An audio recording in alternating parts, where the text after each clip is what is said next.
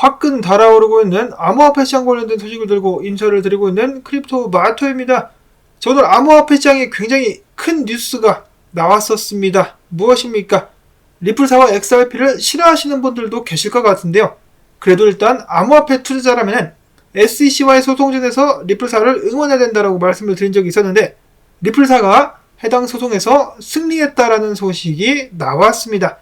자, 물론 정확히 따져보자면 부분별로 승소한 부분도 있고 패소한 부분도 있는데요. 전체적으로는 리플사가 이겼다라고 보는 것이 맞다라는 것이겠죠. 가장 중요한 것은 XRP가 더 이상 증권이 아니게 되었다라는 소식이 나오게 되면서 SEC와의 소송전을 벌이고 있는 거래소들 그리고 알트코인들에게 큰 희망이 되어주었다라는 것입니다. 벌써부터 XRP를 재상장한다라는 거래소들이 줄을 잇고 있는 가운데 보시면은 XRP 일봉 캔들이 어마어마하게 치솟고 있는 모습 확인해 보실 수가 있겠습니다. 여기서 재미난 소식은 XRP 가격이 이런 식으로 치솟음과 동시에 비트코인 도미넌스가 흘렀다는 것인데요. 비트코인 도미넌스가 쫙 빠지면서 알트코인들이 춤을 추고 있는 그런 상황이 이어지고 있습니다. 또한 판사의 판결문 중에 리플사가 XRP를 거래소에 판 물량은 증권이 아니다 라는 부분이 포함되어 있었기 때문에, 그렇다면 많은 알트코인들도 이제는 증권이 아니지 않겠느냐라는 희망과 함께 알트코인으로 자금들이 흘러 들어가고 있는 것은 아니냐, 사람들이 예측을 하고 있는 가운데 달러도 도와주고 있죠. 어제 이어서 계속해서 녹아버리고 있는 달러 100포인트를 내주면서 위험자산들에게 상승할 수 있는 힘을 실어다주고 있습니다.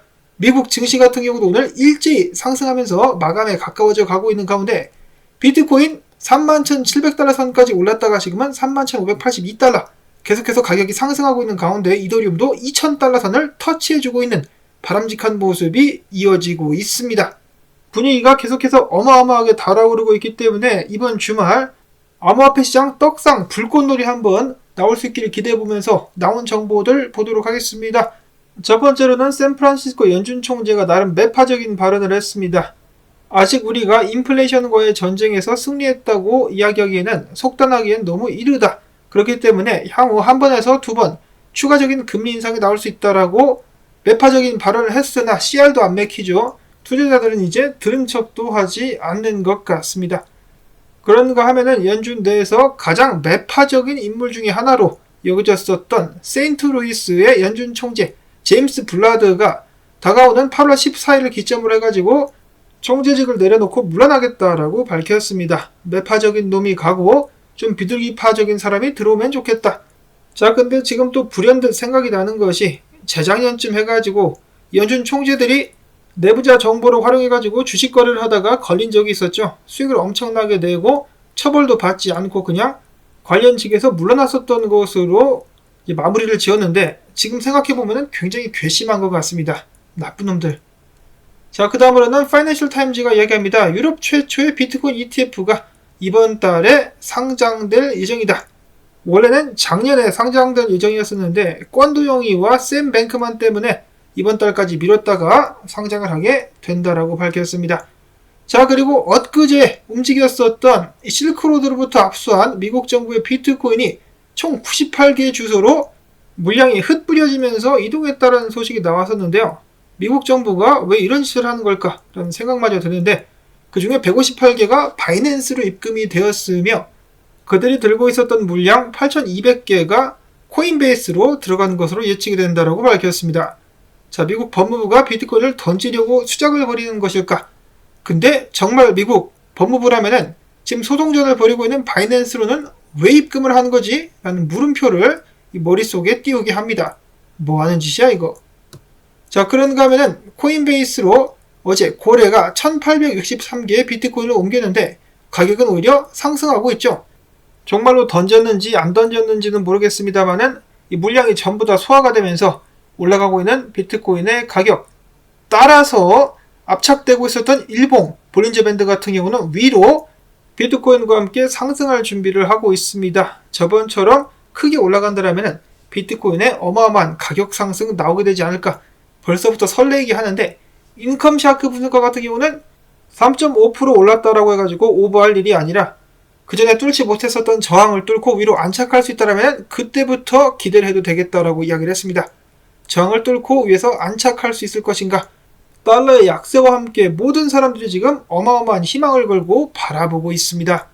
비트코인이 해당 저항을 뚫고 계속해서 상승할 수 있다라면 피보나치 비율로 봤을 때 다음 저항은 37,000달러대가 되지 않겠느냐, 그 자리까지 열리게 되지 않겠느냐라는 긍정적인 분석 이어지고 있는 가운데 이 트레이더 NJ라는 분석가는 반대 의견을 표출하고 있습니다. 이 모든 것은 함정이다. 가격 띄운 다음에 전부 다 정리하고 나가는 탈출 펌핑이다 라고 이야기를 했습니다. 그러면서 코인들이 지난 저점을 재방문하게 되지 않겠느냐. 자, 근데 그런 것 치고는 최근에 호재가 좀 세죠. 그와 동시에 달러가 하락을 하고 있기 때문에 위험자산의 상승 분위기는 여전히 순항 중이다. 자, 물론 설레발 치는 사람들이 있어가지고 조금 불안하긴 해요. 그래도 일단 현재 분위기는 좋다. 이어서는 오늘 리플사와 관련된 판결 나온 것을 두고 잼니 창업자 중에 한 명 카메론 윙클보스가 이야기합니다. 야, 게리 겐슬러, 너 오늘 판결 나온 거 들었지? 거래소에서 판매된 암호화폐들 증권이 아니라잖아. 니들은 거래소 내 암호화폐에 대해서 관할권을 주장할 수가 없어. 절로 좀 꺼져, 이 몽달귀신 같은 놈아.